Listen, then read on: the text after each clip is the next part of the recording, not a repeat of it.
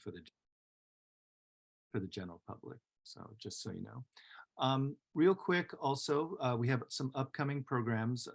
We started out in May and June with a community forum on Asian and Asian American identity, also grant writing while Asian, with Phil, I have to say, as a former grant workshop leader myself, Phil Chan gave one of the best grant workshops I've ever seen. He's just amazing. So if any of you get a chance to take it with him in future, I super advise it, not just speaking as a gold standard board member. August 12th, Saturday, we'll have Kay Takeda, and the session will be moderated by board member Sarah McCaffrey on the financial lives of artists, talking about artists' finances, complexities in for-profit and profit world. Oh, and there's Sarah, who's joined us. On Saturday, September 9th, we'll have a community tea house that'll actually be a free event for the community and the general public. This is something that actually Phil and our other another co-founding member, Georgina Paskugin, did, I think in 2021 to 22, Phil, basically in community for the AAPI NH community virtually after the shootings in Atlanta, and of course the general rise in discrimination and violence against Asian Americans. And just networking, being a support group for each other, etc. And we're going to try and start those events probably every 3 or 4 months from now on. And then our final in this year's series of workshops will be Saturday, October 14th, led by board member Bonnie Otohamzi, who's also with us today, Building Your Career Toolbox. And this is for artists primarily, talking about how to really build up, everything you need in order to sustain a career. So issues, conceptual issues, how sort of the real world works and what do you need to prepare for that and maintain it. And there should be Bonnie will, oh, she's already put it, there's a link to that in the chat if you're interested in finding out more. Okay, so today's session, so I'll just read from kind of the overview and also introduce our panel experts, discussants today. So toxic workspaces, self-care, and Asianness. Microaggression, gaslighting, or sometimes overt racism among artists, presenters, agents, funders, audiences, colleagues, Western culture at large, too common for perhaps the majority of arts professionals of Asian descent. Can we create safe spaces and imagine solutions to such challenges? We are convening this community conversation today to unpack experiences of, and also, of course, strategies for addressing these negative and discriminatory behaviors and how to not just survive, but thrive in the face of them. We have with us today Dr. Quade French, who is Associate Dean and Chief Diversity Officer of the Dornsife College of Letters, Arts and Sciences at the University of Southern California, USC. In Dr. Quade's work, he centers relationship building as foundational to any systemic change, guiding us through leadership, faculty, staff, and students to emphasize humility over hubris in the pursuit of equity, curiosity, certainty as they work to build an inclusive community, and courage over fear to cultivate a positive and representative culture at Dornsife College at USC, where he works. Dr. Quade is also a licensed psychologist and also adjunct faculty in the USC, is it Rossier or Rossier School of Education, where he teaches on topics of social justice and mental health and legal and ethical issues in counseling practice. His research and publications have explored processes of identity development and complex relationships in the field of transracial and transnational adoption. Dr. Quade received his doctorate in clinical psychology from University of Massachusetts Amherst, his master's in clinical psychology from Cal State Northridge, and a Bachelor of Science from UC San Diego. Joyce Liu, who also joins us today as a discussant, teaches contemporary drama and performance. She specializes in applied theater, movement, and Asian American performance with a focus on healing justice. A certified Feldenkrais method practitioner, she's danced with Body Weather Laboratory in LA and Christine Germain and dancers in the Bay Area. She also dances with Buratwangi, the Balinese dance and music ensemble directed by I Nyomanwenten and Nani Quenten. Joyce is the founder and director of LA Playback Theater Company, a former member of the Living Arts Playback Theater Ensemble in the Bay Area, and is currently pursuing training in psychodrama. She's also delivered equity workshops with Be the Change Consulting in Oakland and Daily Innovations, Inc. Joyce holds an MFA in Asian Performance from the University of Hawaii Manoa and a PhD in Performance Studies from UC Berkeley. She's currently Associate Professor in the Theater and Asian American Studies departments at Pomona College. A quick overview as well of rationale for today's conversation. The topic came out of conversation within the Gold Standard Programming Committee and Board out of the belief that personal health, and especially mental health, was something that was actually not adequately acknowledged in not only the performing arts community, but of course also the Asian American Pacific Islander Native Hawaiian, or AAPI-NH community. Both from US culture on the one hand, which simultaneously stresses a supremacist and masculinized strength, invisibilizes any form of supposed compromise or weakness, and of course, invisibilizes Asianness. And on the other hand, many Asian cultures that also devalue personal needs, where in the worst case, which in the worst case equates self-care with selfishness. Thus, in the US-based performing arts field, which is the area that Gold Standard is really dedicated to addressing, we ask, what are the most acute issues facing AAPI and H identified artists, audiences, presenters, and other professionals when it comes to workspaces, self-care, and Asianness? And a quick note that we when we say Asian and not AAPI and H identity as a beginning marker or a frame for today's topic, we don't mean it in the sense of conflating Pacific Islander and Native Hawaiian folks in with Asians, but rather to point out the fact that American culture does exactly that, and that the tensions and crises around discrimination and oppression that we all experience are largely the result of this historical simplification. In other words, while we may not be a monolith, it's a lot easier for white supremacy and US imperialism when we are made to be so. So just some questions and prompts I'll just throw out there, not to answer them right now, but just to kind of set a tone. Things like, and these are questions we've asked in the last couple of events. What does it mean to be one of us, quote unquote? Who are we? What are artistic, professional, historical, or other issues in relation to Asianness in performing arts workspaces? And what does self-care mean to different folks of different AAPI and H descents? So as we ease into talking about some of these heavy topics, Joyce is going to open us up here next with a quick somatic exercise for a few minutes, just to kind of set a tone and clear the air and kind of get us into a shared headspace. So Joyce, handing it over. Thanks, Michael. Yeah, so I just noticed myself that when you just said the word microaggressions and gaslighting, my body went a little, yeah.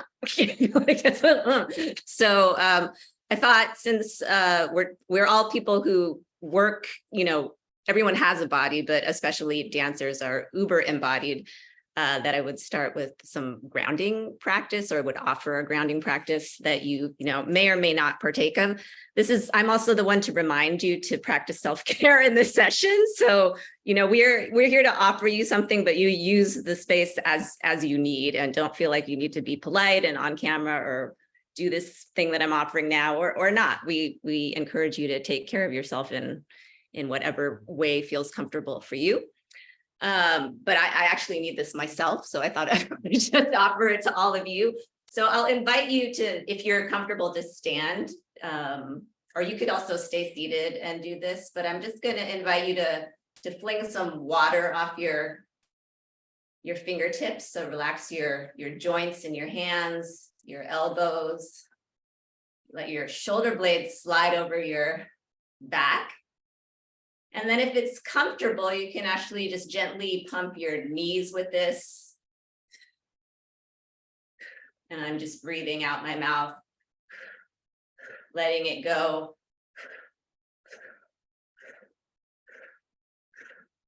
And then again, if you feel comfortable, you could actually also bounce your heels a little bit to ground yourself. Still flinging anything you don't need off your fingers. And then I'm starting to bring my hands a little bit more up towards my head. And it looks like we're at a rave now. Okay. And coming back down.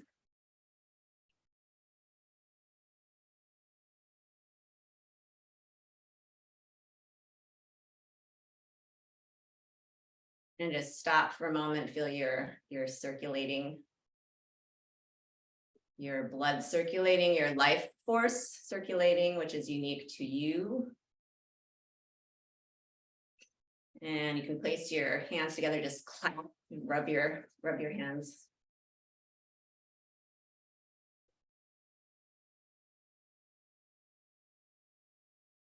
And rub all the surfaces together.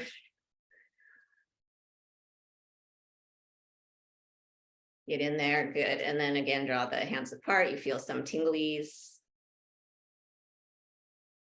And again, use that energy, just wash off anything you need to clean yourself off. Good, and then I invite you to get in any position that feels comfortable for you, seated or standing or lying down, but just try to make your body comfortable. And if some part of you is not comfortable, how could you make yourself even more comfortable?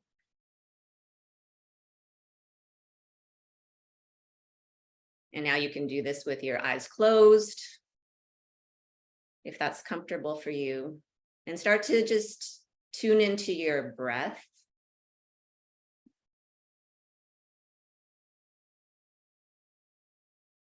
The rhythm of the inhale and the exhale.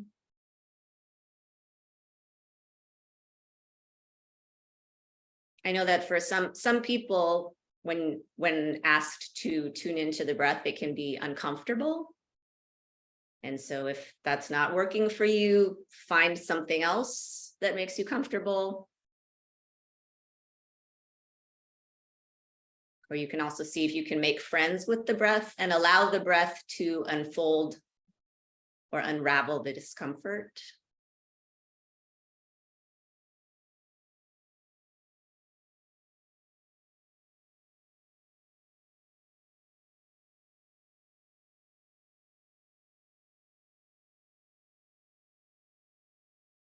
And then see if you can connect through your feet to the ground beneath you. With soft feet, imagining you have roots down to the center of the earth.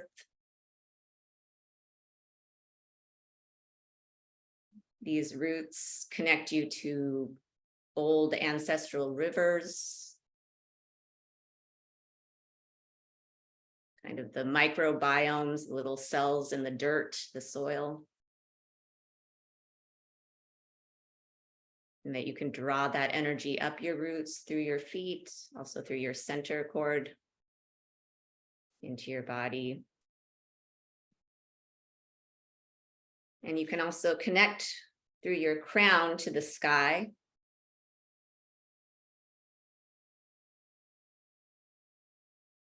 To a space of infinite possibility.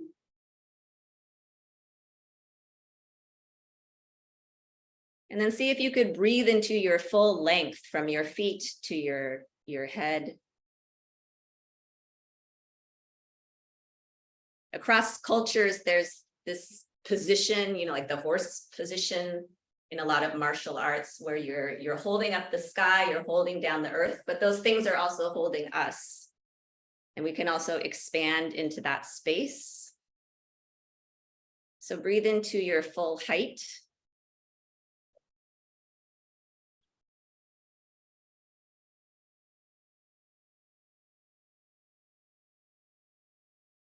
And notice how the atmosphere holds your height and how you also are in this atmosphere. And any movement that comes, of course, you can follow. Feel also your width, your full width. Breathe into your shoulder to shoulder, side to side, hip to hip.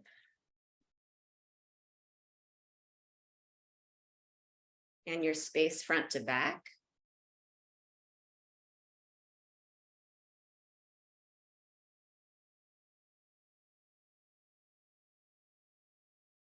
And then I just invite you to place one hand on your heart, one hand on your belly.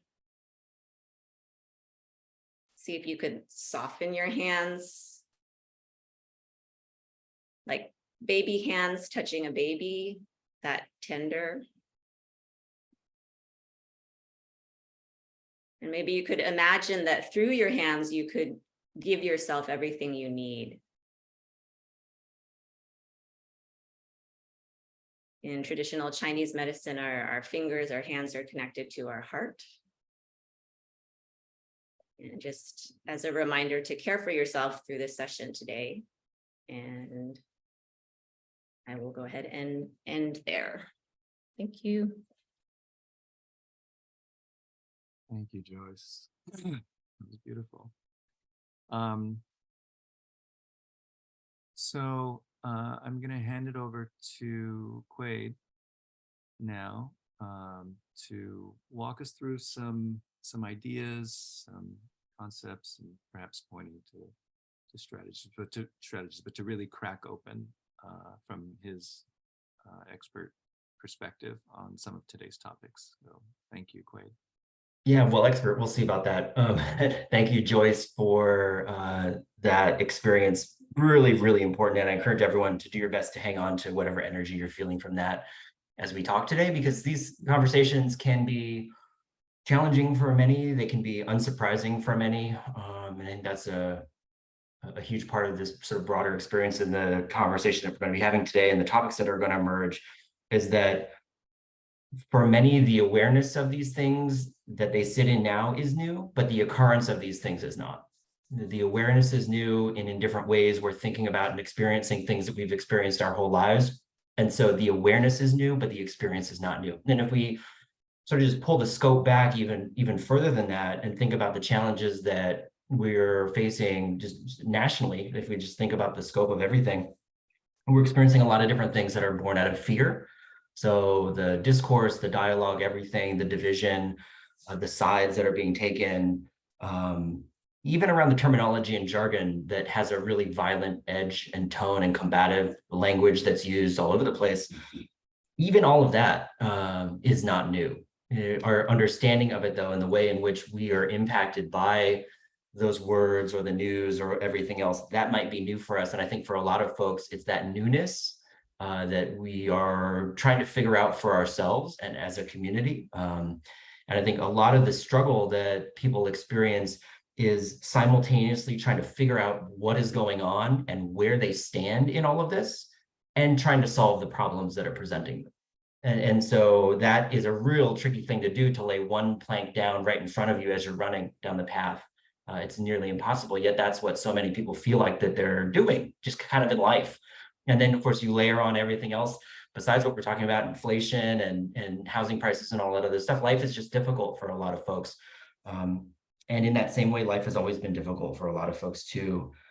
So I think, at least as I'm thinking about the framing of this conversation, systemically, it's just that a lot of this is not new. If we think about Western culture, if we think about America in particular, it's a lot of the same themes around fear and hate and hope, power, marginalization, discrimination, all these things. And they're playing out in 2023, and it's not 1882 or 1942 or 1960s. It's now. And so we're seeing a lot of these same themes, just in different wrappings, right? And so, yes, there's news that comes out every day that's new. But as I think about it, a lot of it is packaged in the same way. I think one of the things that is interesting that I think about a lot is the terminology that we choose to apply to the experiences that we're having. So if we're thinking about all of these long-standing kind of human experiences of hate and marginalization and power and struggle and resilience and strength. We're using all sorts of new terms these days that we might not have even known when we were younger to describe some of them. I mean, the term microaggressions is a new term, relatively speaking, in the societal picture. Even as we think about culture, what that even means for us and how many times we use it so often to describe something toxic or horrible, without really maybe understanding what we're meaning by that. You know, are we really talking about the laws and policies? Are we talking about the interpersonal behaviors and actions that exist, you know, on repeat that are perpetuated within an organization? And it can mean so many things for so many different people. And as each of us are trying to make sense of the world around us and solve these problems at the same time, we're all applying different terminology and definitions to different things. So that when I use CRT, it means something very different to someone else. And it conjures up different emotions and feelings and beliefs in all of that. And yet here we are smashed together in one space trying to do it all. Again, just sort of thinking broadly about this, I think in addition to some of the new terms that are being applied to a lot of the things that we're experiencing, like microaggressions and discrimination and anti-racism and anti-Blackness and all of this stuff that's coming out now, there's also a new understanding that's being created kind of in vivo as we're moving through with each new idea, concept, and term that's being fleshed out. I think not just are we sort of reliving a lot of the same challenges and problems, but we're being able to apply a new depth of understanding of the human experience to all of them as well. So sure, hate has been around for a long time, but we are now at a point where we're understanding that hate is experienced differently by different people in different ways, and those groups and people have had voice and amplification that they haven't had before. We're understanding that hate impacts the body and the mind and the psyche in different ways that we were able to study from a psychological perspective for a while, but now are finally starting to bring into the conversation because you have workplaces and organizations and schools and everything else talking about self-care and well-being now in ways that they never were before. So I think a lot about just this kind of chaotic mix, this mess that we're in, and so much of it is old and so much of it is new. And I think everyone that I work with is trying to figure out what the hell to do with all of this while they're still trying to be employed and while they're still trying to maintain healthcare and while they're still trying to pay bills and take care of children or parents or whatever it is. And that just makes it really, really challenging because a lot of the experiences that people are talking about and understanding in new ways, even historical experiences they've had in their own lives.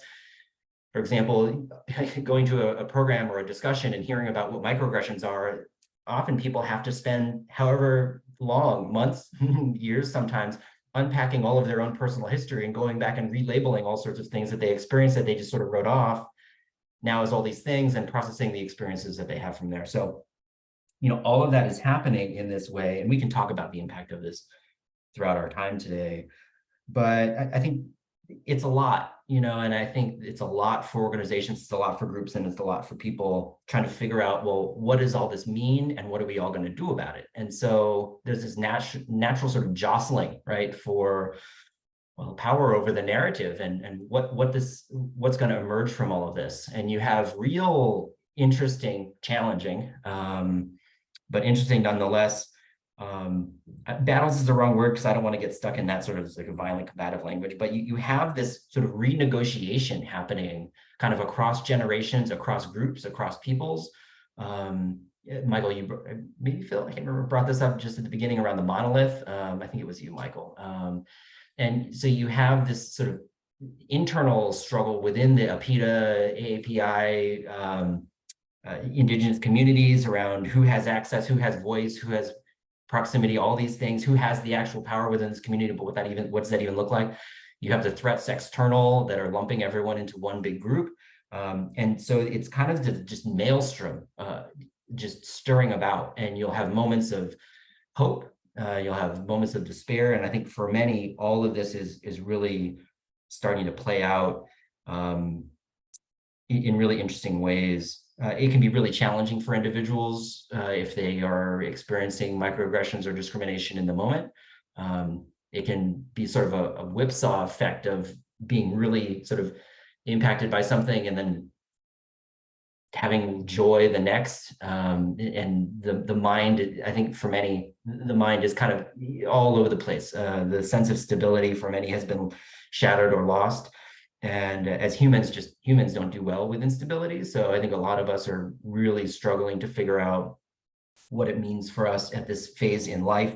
You have a whole renegotiation, even outside of the Asian experience, just broadly around what work means for people, what success means for people. And in addition to the identity components, there are all sorts of other factors at play that can complicate the understanding that we work toward as individuals about ourselves and our own lives. So I mean, I'd like to sort of stop there. I mean, that's just a reflection. I was talking to Bonnie and Michael about this program, and these are just some of the initial thoughts that came up. And of course, we have much more of our program left. So if it's okay, I'd like to stop there and sort of just open it up perhaps for reflection from the discussants or the audience, because there's also a huge component around, so what are the impacts of this? What do we do in some of these situations, which we can definitely get to. But I just thought that would be just an opportunity for me to reflect on sort of some of the broad strokes that I'm seeing now.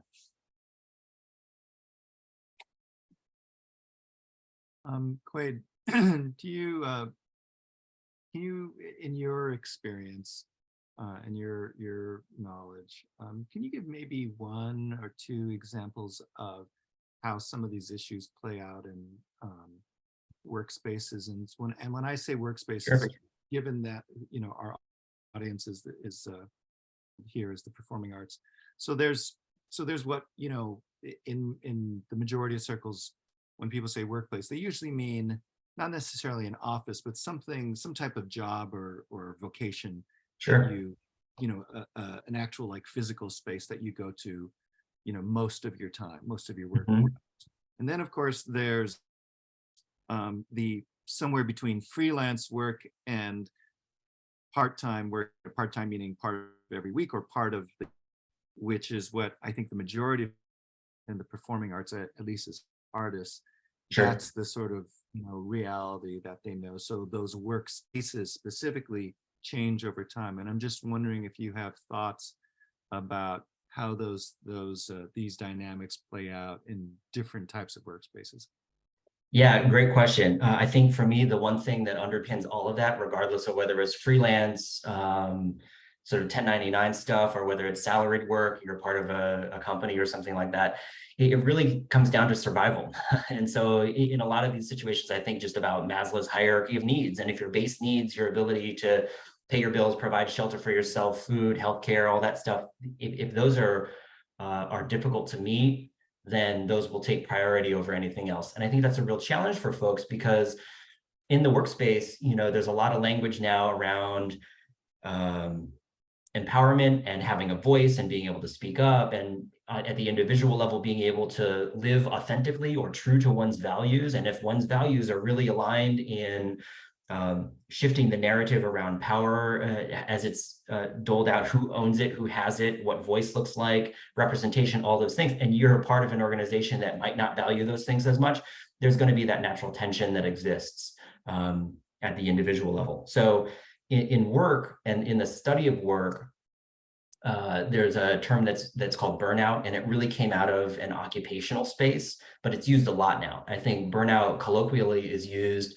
to describe, I have too much to do, I'm fried, I'm sort of burning candles at both ends, my to-do list is too long, I have too many emails, whatever it is. When in reality, if you go back to the theory and the research on burnout actually refers to a values difference and incongruence of beliefs between you as an employee and the place in which you work. And so you see this happening a lot for doctors, for example. And the way it plays out is doctors, by and large now, are working under large managed care insurance systems, and they feel often that the insurance policies are dictating the medical care that they can give, which is in direct sort of contrast to what they believe, many of them believe they got into the field for, and their Hippocratic oath, which was to provide the best care. And so you have these people who are existing at this conflict between value systems, and that's what burnout was really researched as. So, for sort of applying this to the arts community, depending on how a person is approaching their work, what they want to be doing, the values they hold, how they're choosing projects perhaps to even align with or anything like that, I would imagine, experience this process of having to negotiate within themselves. Hey, this isn't necessarily aligned with the values that I hold or how I want to be professionally, but it allows me to pay my rent. So I think that there's a real tension that exists in that survival values space. And I see that regardless of whether people are doing freelance work, whether they're contractors, whether they're consultants in the space, or whether they're salaried. All of it really sort of boils down to values, survival, salary, all those things. Quade, I'm so glad that you mentioned finding one's voice, because for me, maybe it's generational, but being raised third generation with the whole caveat of, okay, be seen but not heard, it was very difficult for me to transition into my professional world and know when to really assert myself and overcome situations where others who were more vocal would speak over me, and then I would lose my turn. So I'm wondering if you could speak to that a little bit. I mean, yes. I mean, I think, that's something that I imagine any of us on this call would be able to speak to, that tension that exists. I mean, I'm curious if there are others who resonate with what Bonnie has said, their own experiences of that. And anyone care to jump in? How you've handled it, or a story, reflection? All of our guest attendees today, please feel free. This is an open forum as well, this entire event, if anyone wants to jump in.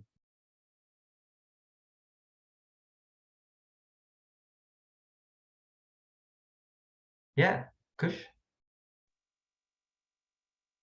Hey, I really appreciate what's been said so far in terms of reframing situations and, everything like that. But there's a certain point where I feel like when we talk about valuing our art and our art, not how we value our art, not lining up with how the organizations we work with value it. And again, a big issue that I seem to run up against is that by the time I get there, everything's already been pre-negotiated by a larger company. And then I have no bargaining power because I'm coming into this as a cultural dancer, not a ballet company, not a, anything contemporary dance or anything like that. I'm coming at this with pure folk expertise. And so how do we build that value in the eyes of others? I know the value. Otherwise, I wouldn't be doing it, right? Yeah. So how do I build that value in someone else's eyes without having to necessarily compare to another either established company or art form that doesn't function financially in the same way that I do? Great question. I mean, it at least as I'm hearing it, it's connected to what Bonnie had started us off with around voice and empowerment and how to be able to have those types of conversations. And so from Bonnie's, there's the personal piece, what does one do in those situations? And then Kush, if I'm pronouncing your name correctly, correct me if I'm wrong, there's a structural piece too, right? What does that look like in the structure? So I think if I start with the personal piece, that's up to everyone, right? And this is why I started off the reflections with, look, in so many ways, the occurrences have always been happening throughout our entire lives, but our awareness and meaning making of these experiences that we have had for decades is for many people changing. We're understanding those exchanges in different ways. Our tolerance for them is shifting.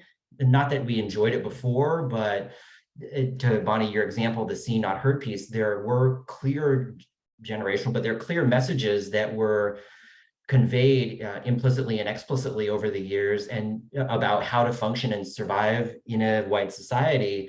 And for many people, those lessons, I guess, are being pushed back against. So I just was digging around before this, and it said, I found some census data that was saying that for American-born Asians in 2019, 58% of the population of Asian-born Americans were 22 years or younger. That's 58%.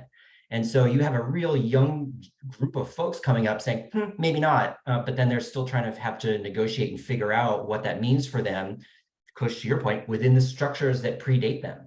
And all the conversation around survival and expectation and success and how that's defined, those are all being renegotiated as we speak. I think one of the things, I can just reflect on the structural piece, you said it really well, Kush. I think it's nearly impossible to make people care about things that they don't necessarily want to care about. I mean, I'm thinking about at the height of the coronavirus pandemic, I remember hearing some interview with Dr. Fauci sort of in an exasperated tone saying, I don't know how I can convince people to care about other people to wear their masks, something like that. So like if we're not even there around this physical health thing, so coming from the DEIB space, it's nearly impossible to convince people that the work that I do is important if they don't want to believe it. So an approach that I've taken and really working to lay the foundations for is, okay, well, then I'm not going to try to make all of this stuff that I care about extra for you. I think that's it's a worn but unfruitful pathway. So an example would be mandatory implicit bias trainings. An example would be mandatory anything, right, that other people are going to see as extra to their mission. Anything, whatever it is, HR training, sexual assault training, unfortunately, all these things that are categorized in people's minds as extra, that's the stuff that they just click through the training on and that HR makes them do, and then they're done.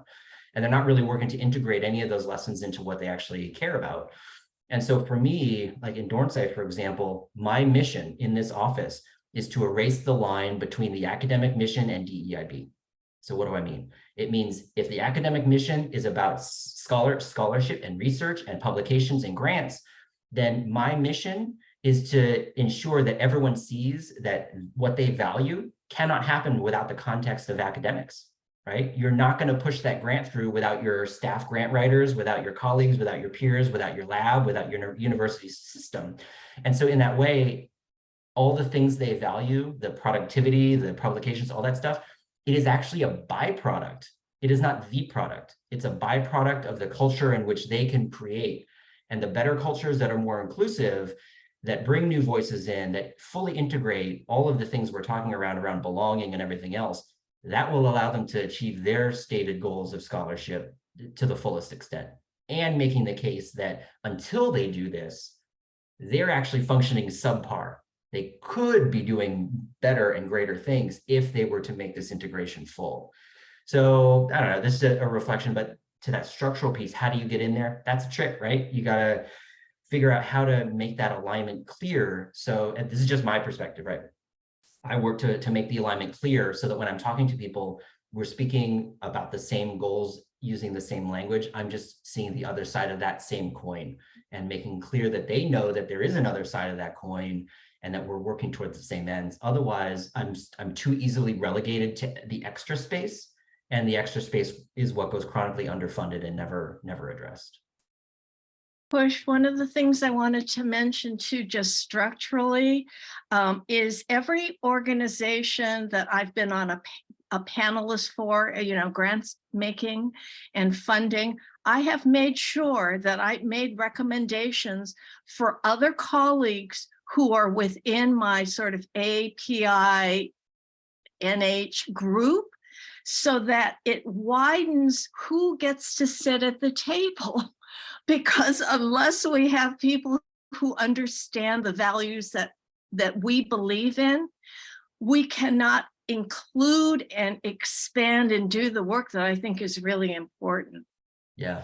I mean, so I have a concrete example for like what this alignment can look like. So Dornsife is a College of Arts, Letters, and Sciences. So we have a lot of scientists doing federally funded grant research. And so the NIH, for example, had for a portion of their grants, has a section that grant applicants are required to fill out around broader impact. There's also some more formalized stuff that they have to fill out to demonstrate how the grant money from the federal government will address pipeline issues, address issues of representation, be more broadly impactful to disadvantaged communities. And so faculty, researchers are already having to think about this stuff, but they broadly receive zero guidance on how to do that. And what happens is a lot of so they come to me and they say, hey, can you help with this? And a lot of what it is, their intentions are fine, But a lot of what it is, hey, one of our co-PIs is a woman of color or a POC. Cool, we're good. And that's how they're thinking about representation. Fine, we can start there, but imagine how much stronger that application could be with some support guidance on how to really integrate the DEIB stuff with the scholarship that they're looking to produce. And then everyone wins, right? Because the faculty are able to hopefully have a more competitive grant application. There's a better program that they're leaning on rather than just the representation of one and tokenism that their PI, co-PI is a person of color. And then we're able to move all the agendas forward. And that's just one concrete example through funding. So if there are mechanisms like that in the grants that you're applying for, it's something to consider. I have a question. So a lot of us are artists who navigate white spaces. We are often in the minority, and we have to put up with these things like, oh, there's too many Asians, or like, oh, just like whatever, the little things, or, oh, well, we already had an Indian company last season, or we already have an Indian company on the program, so we can't, just whatever it is. Yeah. What are some practical language tools that we can start some of these discussions? Because often there is a power imbalance that, like, if I want legitimacy, I need to perform in the metropolitan museums, the Met Operas, the ABTs, Sure. the New York City Ballets of the world, yet I have to deal with these things. And if I speak up, then like it's very easy for me to not be invited back into those spaces. So Yeah. like the people who are successful are the ones who just like don't rock the boat and don't say anything. So can you give us some practical language tools of how to advocate for yourself when the power dynamic is literally always against us? So say you're artistic director of your ballet company who's in charge of your promotion, and what the repertory is like, oh, we have too many Asians dancing on this program, so that's why we didn't cast you. Yeah. How do you talk about that without being difficult? Yeah, I mean, it's interesting, like without being difficult, I guess that's in the eye of the beholder, right? And there's a lot written around whose discomfort is being centered in any particular place. And often that's white folks. And there's a lot packed in there, Phil. So I think one of the things that I thought of first, well, how much do you have to lose by speaking up, right? What risks are you willing to take professionally, financially, all those other things? And those two things I think are really important in figuring out the calculus for this. And it's going to vary person by person. So, as an example, I would have a lot of folks coming to me sort of in the height of the protests after the murder of George Floyd saying, oh, but I'm not going out, like I'm not on the streets, like I feel like I'm not committed enough or for the cause enough. And I'm like, look, activism looks different for everybody, right? And if you're a billionaire and you want to donate to endow a chair to address the study of racism in academia, and that's the way you do it, but you're not down by the Staples Center with a sign, that's fine. That's just how you're choosing to function. So I think there's this piece also around what like activism and like pushback and standing up for the cause, it can look like a lot of different things. And I'll tell you, on that spectrum of things, it can look like going back to that artistic director and saying, that's wrong.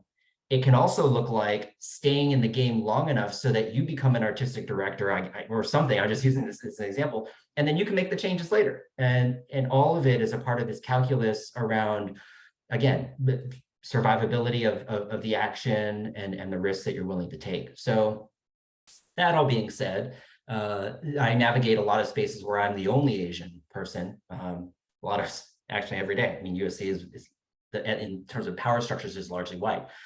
And I've talked to a lot of colleagues of color who occupy similar roles at USC doing this same work and across the country. And you know what? What we've come to find is that, how do I say this? I just got to say it, that we have to be tolerant of a lot. And we have to be willing to engage and hear things, different perspectives, and hold on to that and see what we want to do based on our read of the situation, on the dynamics of who we're around. Situational awareness is a really big one. And then we've all gotten really, really good at code switching. So figuring out how to take at least as I use the definition, how to stay true to my values, but communicate through the actual syntax in a way that can land. And so it's figuring out, rather than saying, oh, that's wrong, saying, oh, that's interesting. Can you tell me a little bit more about that decision? Or curious. So I take an approach a lot of asking sort of questions of situations and asking people to do the explaining rather than me having to explain why it's wrong. And I think for a lot of time, why I think it's wrong.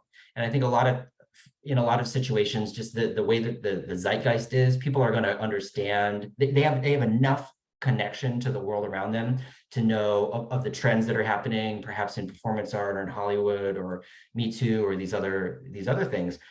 So they're going to sort of know where you're getting at. And there's a way to spark conversation and reflection, which I always want. I want to move people into curiosity rather than calling them out in a critical way. And so my approach usually is around asking questions. And I draw a lot of inspiration from Columbo, that will date me. But it's this sort of position of humility, like, interesting, like, help me understand that a little bit. Can you tell me a little more about that? One more question. I mean, and in that way, oh, yeah, tons. But that's the job that I signed up for, is to expend that psychological and emotional energy in that way. And I'm privileged to be able to do that. But that's how I do it. So it would be, help me understand this a little bit more. And then it's up to me to decide whether I want to push it and say, after I get some explanation that might be, ham-fisted or whatever, I'm like, okay, so that's just data for me, and I can push back more if I want, or I can pull back if I want. But all of that is part of the strategy and the calculus of, is this the hill for me today, right, or not? And there's a lot said of, Dr. King talked about the long arc. This is a long game that's been going on for well before I came into it, and it will proceed or will follow me well after. And so there's a lot of calculus around how much has to change when. And I think that for a lot of folks who are coming into this work and these understandings, and this is newer for them, that we see a lot of this. There's a lot of just, like, everything needs to change now, break everything, rebuild everything instantaneously, like, let's do all these things. And that's a nearly impossible position to take if you're going to maintain in the game long term, because the structures and the policies and the people in power have been there and will work hard to maintain their positionality. So this is more long game stuff. But at least for me, to the energy part, like, I signed up for this, and I understand that as a part of my job, it's to, as they say, move the needle, but know that the work is going to continue beyond. So much of what you're identifying, Quade, is resonating with me and experience, but also intellectually. So, like, the long game, just now, you took the words right out of my mouth. So speaking for a moment with my presenter hat on, so my day job, I'm a performing arts curator at UMass Amherst. Simultaneously, as part of my curating job, I'm also the director of the specifically Asian and Asian American Arts Program. So I find myself, ironically, full disclosure, like, and even saying it to myself, not as well as other people, oh, we have enough, we've already got our so to speak, implicit quota of Asian and Asian American, et cetera, works in this season. I probably say it less than a lot of other presenters, white presenters or others, but I do think it and say it nonetheless. But I also point that out in this forum, in this crowd, because when I do that, especially if I'm speaking to someone else of AAPI NH descent or identity, for me, it's an implicit conversation. It's an implicit dialogue to say, look, we're playing the long game. We're playing the broader game, and we're looking at the broader spectrum as well. What does it mean for us to even be in this game, having this conversation? Which artists, projects, themes, content, forms, etc., are going to be able to navigate, circulate effectively, find an audience, or affect certain folks, whether that's 10 people or 1,000 people in this moment, or next March in next season, etc. So that's I have to kind of hold. So it's talking about a lot, taking a lot of energy. I have to kind of constantly hold all of that in my head 24/7 as I do, as a lot of us do, and as you just described, how you have to do it in your position. So just to say that in this forum, I think we all do that, have to do that in our own way, even from the artist side. So speaking with my artist hat on for a second, when I'm pitching myself, to be on the road somewhere on tour or to be presented, I have to think, specifically to the person I'm speaking to. So using that as a segue, thank you for all of that. We'll keep the discussion going. Want to transition now to also bring in our other discussant today, Joyce Liu. So we're going to talk about, for a few minutes, some anecdotes, personal experiences, maybe get a little bit more concrete for a moment. Joyce, of course, I read you her bio. It navigates through a lot of spaces, academia not being the least, or least gaslighting of them. So Joyce, whatever you want to talk about from your experience, and then I'll kind of come afterwards to talk about different parts of the performing arts field that I have experience with. Sure. Thanks, Michael. And yeah, bless you, Quade, for doing that work, because that is that is an important skill, and I'm glad that you're where you are doing what you're doing. I guess I have so much, it was stirred up by what you said and a lot of strong images that you presented. I'll just share kind of my story, and in hopes that it will also inspire other participants to share, or maybe bring up, percolate some other things. So to be a little more specific, I'm Chinese American, or I mostly identify as Chinese American. I found out like a year ago that I'm 7% Filipino from taking one of those DNA tests. And I was like, no wonder I always had this wannabe Filipino thing. I was always following the Filipinos. But anyway, I was born in Seattle, Washington. My parents are immigrants. They're from Xiamen and Guangzhou in China, and they went to Hong Kong in 1949, fleeing the Cultural Revolution. And they came to Washington around 1960 to go to grad school. And then my maternal grandmother was actually, unusually for her time, she was a principal of a school, and she also trained teachers. She had a college that trained teachers to teach. So there's this, teacherly thing going on in my ancestral line, and just, this valuing of education, and the idea that education is a way to thrive, and a way to liberation, in a way, and a way to express one's gifts. But I do feel like, I remember when I was at University of Hawaii around 1999, and this elder Pinay came up to me, and she's like, if we're not careful, they're going to do a trick to us. And that always stuck with me. And I thought, I'm fairly vigilant. And I think also because I feel like I've been fairly well resourced, grew up in a middle-class family. But I think that's also part of the insidiousness of the model minority myth, is that Asians have no problems, right? We're okay. Asians are okay. We're fine. And to some extent, yeah, but there's different degrees of fine. And I, despite my vigilance, I woke up like in my 40s, and I'm like, shit, a trick has been done to me. What happened, right? Like, and I can see how this image that Quade gave of the planks, just like putting the planks down in front of you. If anyone watched Physical 100 on Netflix, when they had to put the planks down, that's kind of like what I was doing, all through my life. I discovered in second grade in the Halloween play, this is also metaphorical. I was in the Halloween play. I had a white sheet over me. I was playing a ghost. And with that white sheet over me, I was able to use my full voice. Afterwards, people were like, who had that loud voice? Who played the ghost? And no one could believe it was quiet Joyce Liu, because, she was the quiet Asian girl.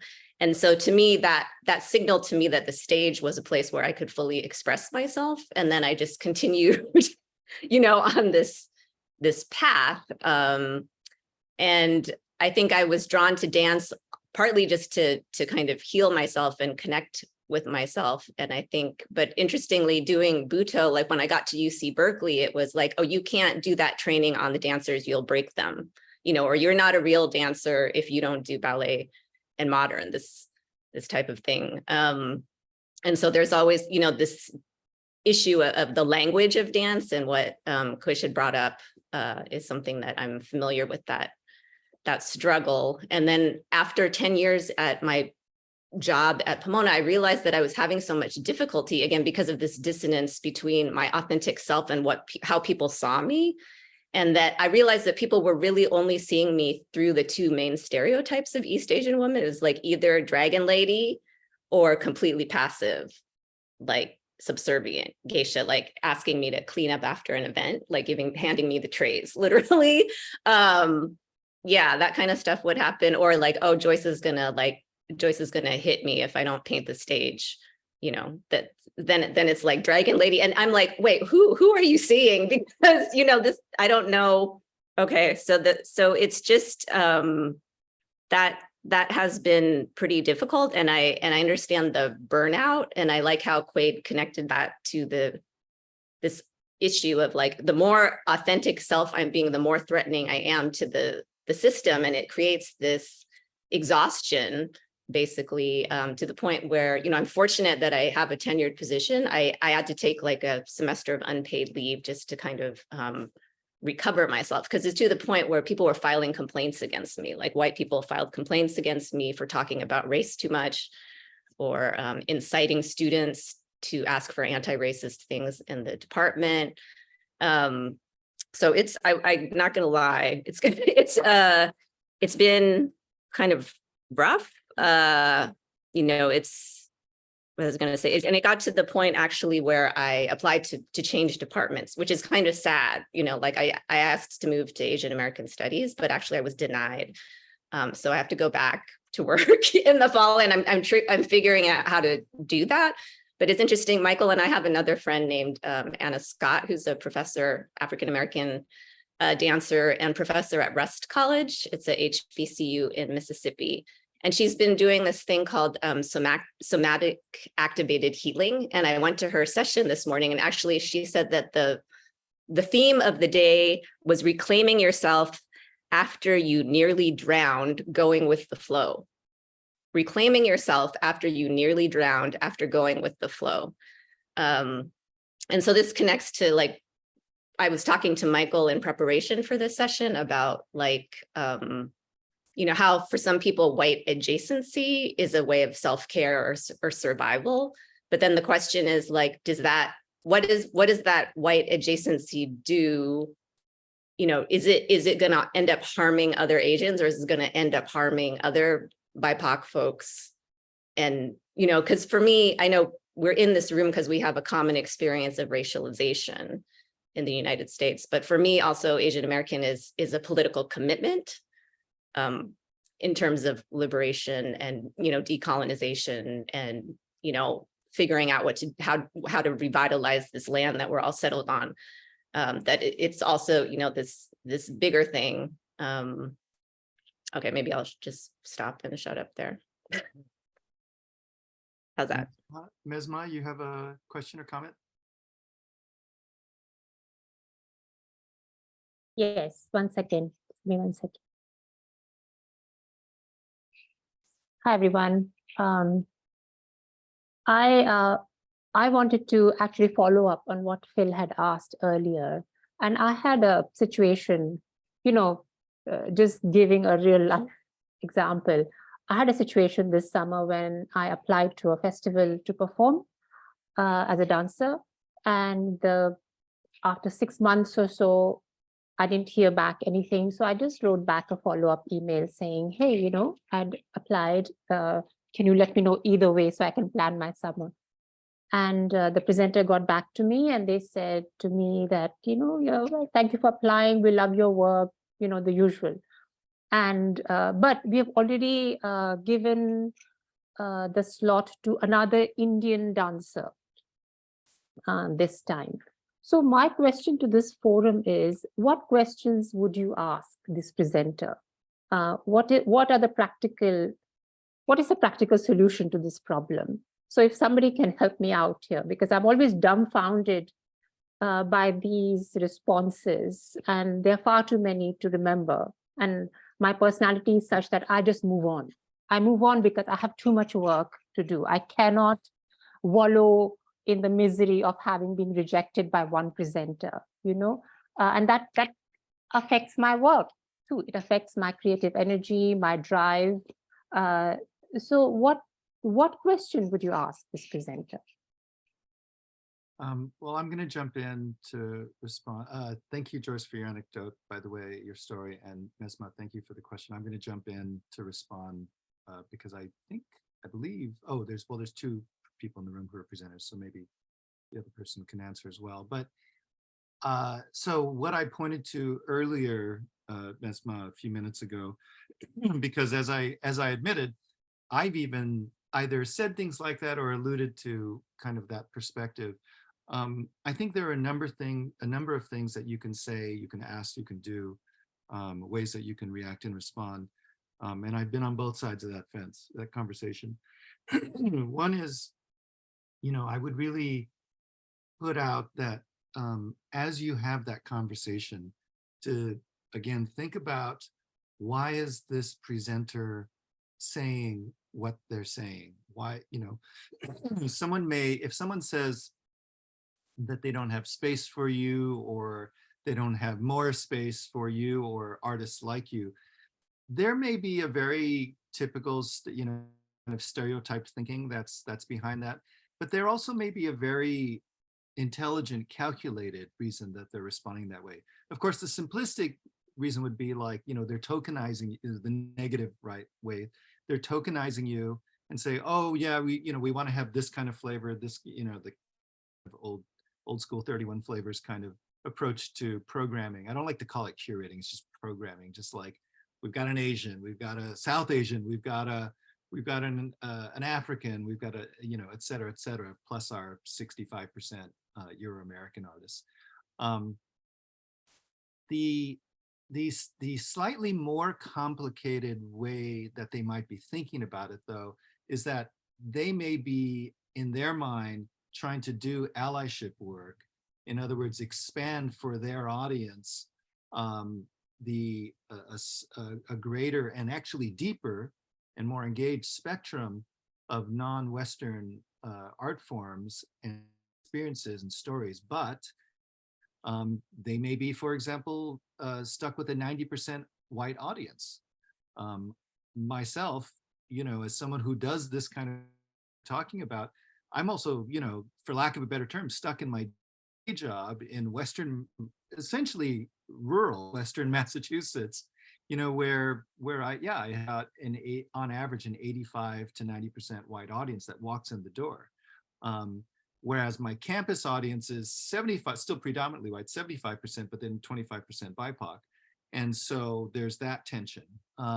So in other words, what is it, if they have a few minutes to actually engage you and you're willing to, like Quade and Joyce were talking about, you have the energy and the wherewithal and the willingness to engage with them on that level, like try and unpack, what it is that they're thinking, what their thinking is and what they're going through.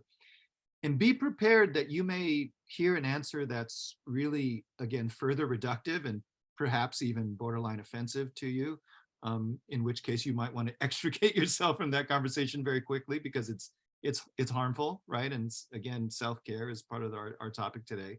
But you might be surprised a fraction of the time, some of the time, to actually hear them kind of working it through themselves in their own mind about what it means to actually program an artist like you. They may not realize how reductive they are being in your work. Maybe, you practice a certain traditional or contemporary form, but maybe a mode of it, a version of it that they're not aware of.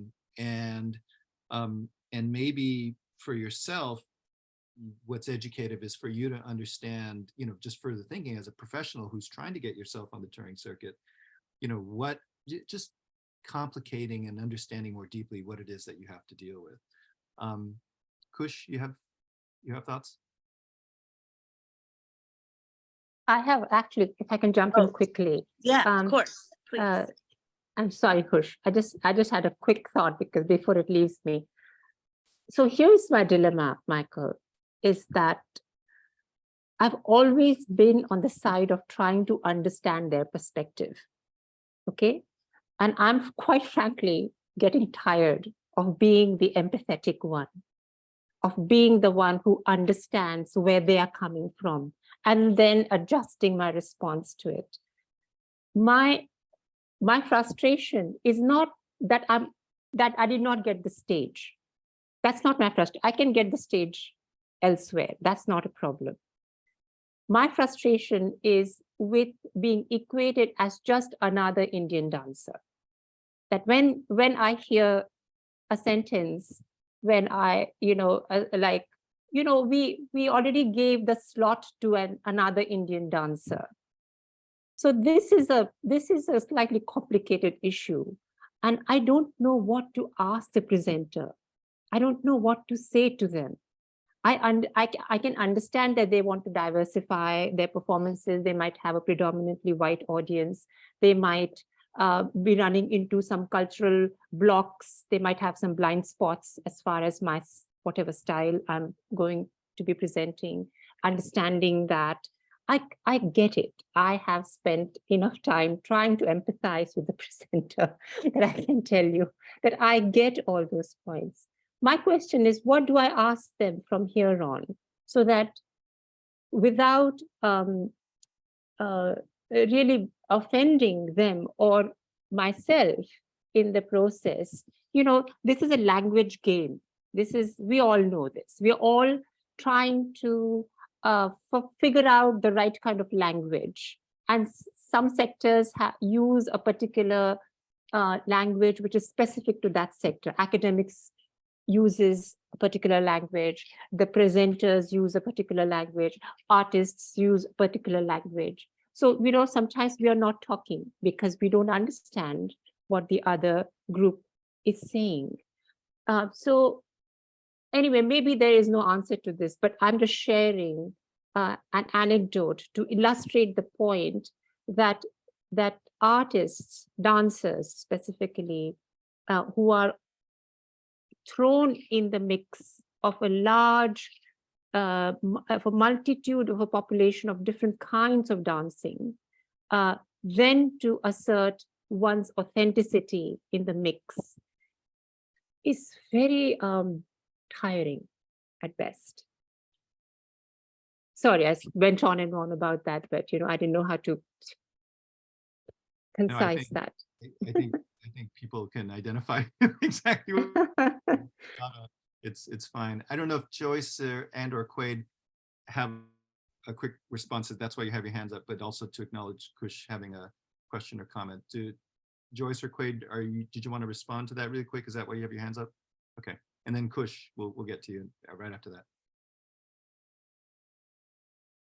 You're muted. Okay.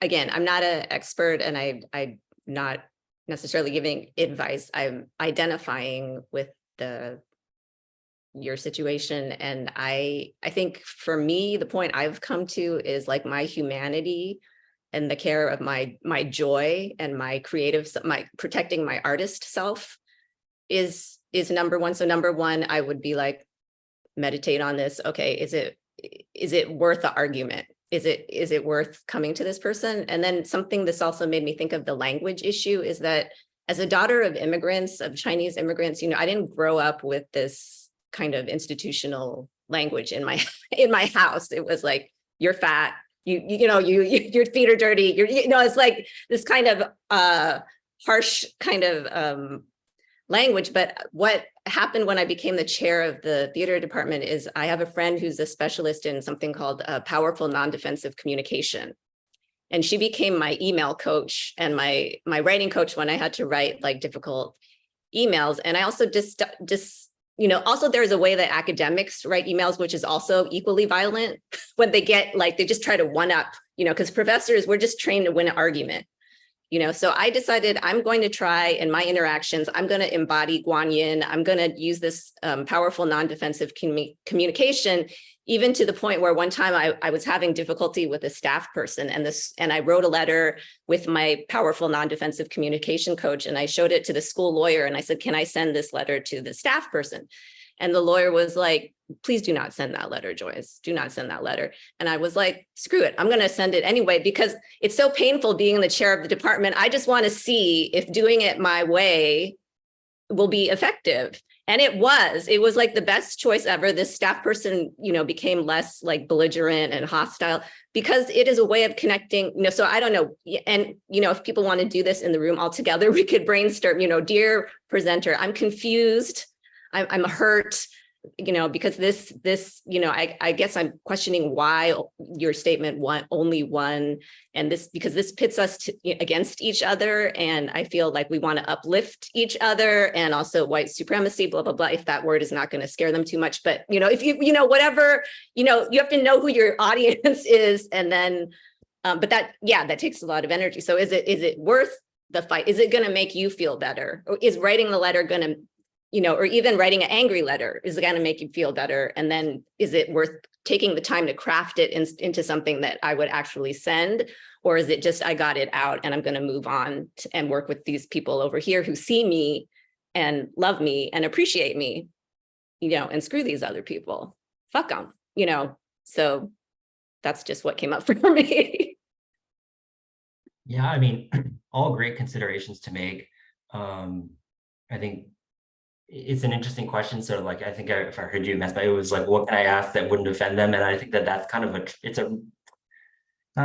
it's a real tricky question. I don't think that's necessarily the best one, because there's no way to control what the response is going to be. There's no way you could do the best, as Joyce is saying, in crafting some response that you think is bulletproof, and they're going to take offense at it. So I think I like what Joyce, you were saying, sort of what are the goals of it, right? Is it for you or for them? And if in either way you can justify, that's fine. It's just, again, going back to what we were talking about and thinking about the repercussions, the blowback, retaliation, whatever it is, professionally or personally, that you're willing to withstand, and whether that juice is worth the squeeze. And as you were talking too, I think there's a lot to be said around validation of our experiences. And so, that's a good one. But the validation of the experiences, and sometimes can be problematic, but oftentimes it can be great, is knowing that others are thinking about the same stuff that we're experiencing. So Mesma, when you were talking about that it's just sort of burdensome and tiring, it made me think about W.B. Du Bois and his work around the dual consciousness of Blackness in America, that was written a long time ago, but it's that folks, he was writing about the Black experience needing to have two consciousnesses, right? One, knowing that they're a person who is racialized, walking around in white, discriminatory America at that time and still, and then also the consciousness of self, that one can still be proud of oneself and have within them a sense of agency, respectability, honor, all those things, but that requires two minds. So I think in thinking about that, I would encourage you and anyone else too, just to continue to push sort of into your own reading and research about these ideas that are out there, because it can be really helpful. Just as Joyce was talking about having that colleague who was that coach, I think that's fantastic as a resource, and often people don't have those resources to bear. But there's a lot of literature out there that can not solve the problems for us, but give us an understanding that others are thinking about these same things, and what they might do. So I've been thinking about that since then. I'll put a couple of sort of authors or titles in the chat. I think they can be really useful just to help us at the individual level conceptualize our experiences within the broader context of this work around anti-racism, fighting against microaggressions and discrimination. And if at minimum, I think a lot of people can find comfort in knowing that they're not alone in this experience as well. Thank you. Kush and then Bonnie.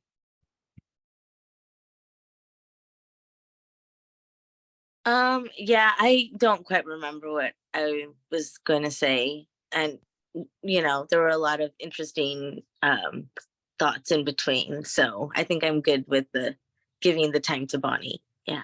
Jim, if you remember, sorry about that.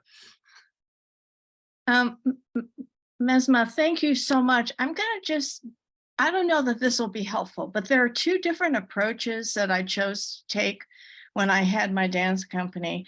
I did the research of matches for different presenters and the venues that would be appropriate for my company. And one meeting that I had with a presenter who's based out of New York basically said, well, why should I book your company? It's sort of like being forced to eat the vegetables on the plate. And I thought, okay, well, I guess this is not the right presenter for me.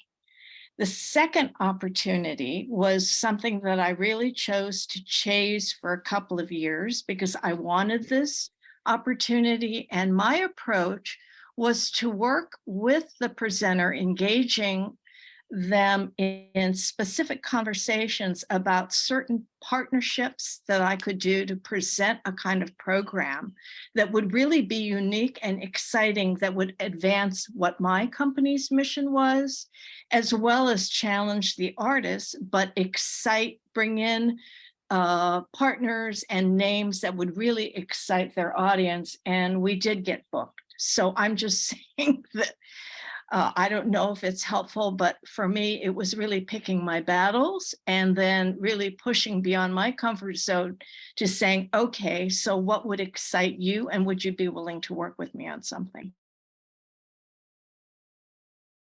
So both to respond to some of the recent comments in the conversation and also to something I was going to say as part of speaking of my own personal experience and anecdote.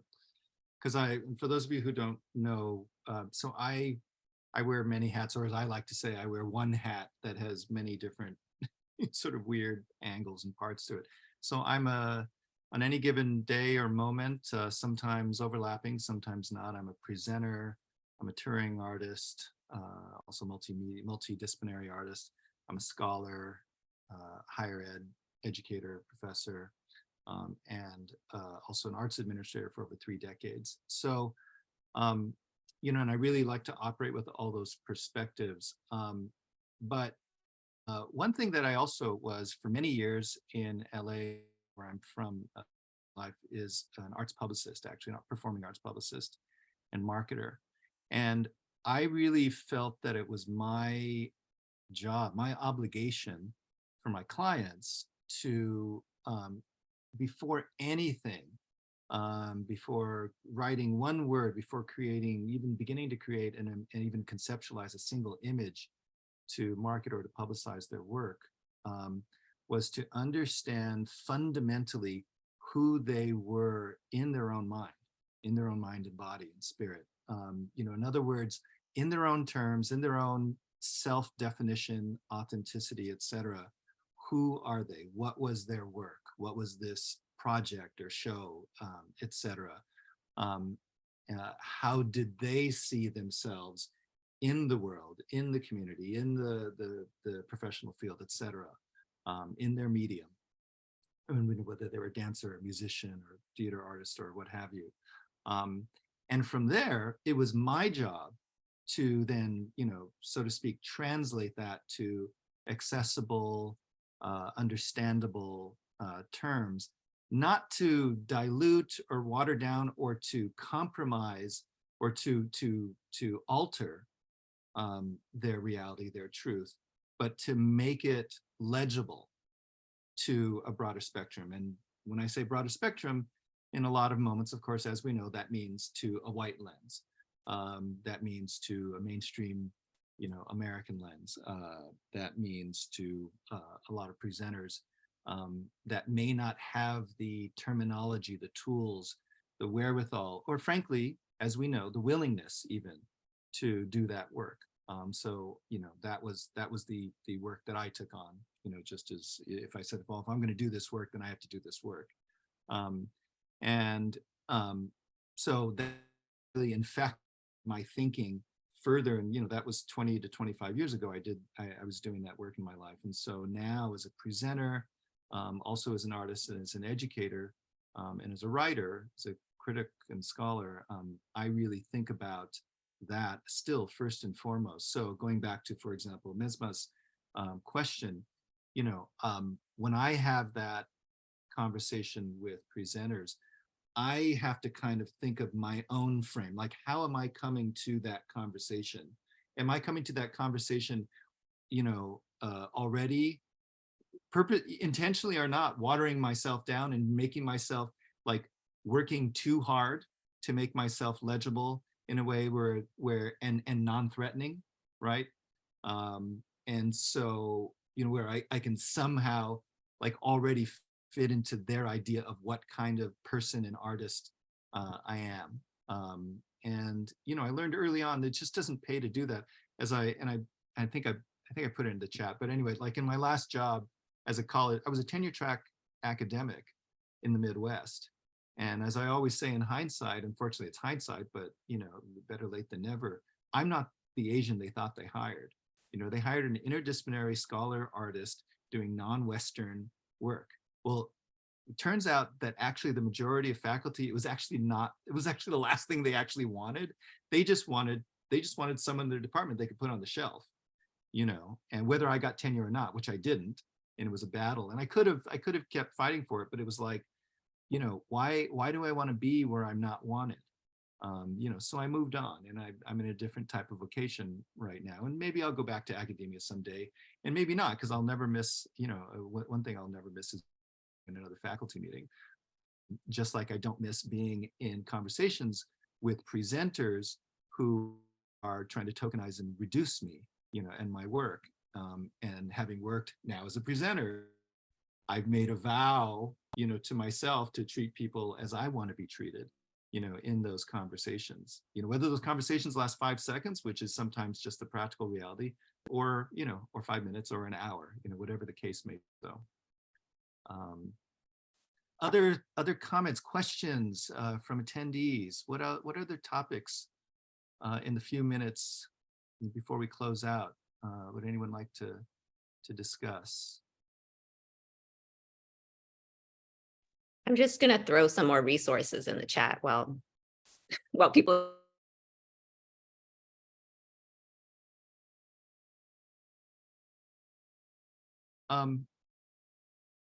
One or two last quick.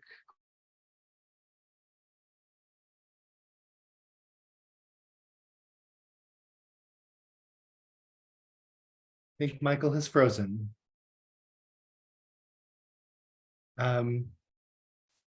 If he's not coming back, Michael, I think we're just about time anyway. So I might just, on behalf of Michael, to thank you once again to our fabulous panelists. Please stay in touch with them, follow them on social media. And we have a couple other sessions coming up that Michael mentioned at the top of the call, including a session on managing your finances as an artist. We have a community tea house session coming up, and a session with Bonnie about expanding your artist toolbox. So, and also please tell your friends. We want to get other AAPI creatives to rely on us as a resource and to bring their individual talents to our community. So Phil, yes. I'm wondering, since we have Sarah here, if she wants to just take a few moments to talk about her workshop. That'd be great. Hey all.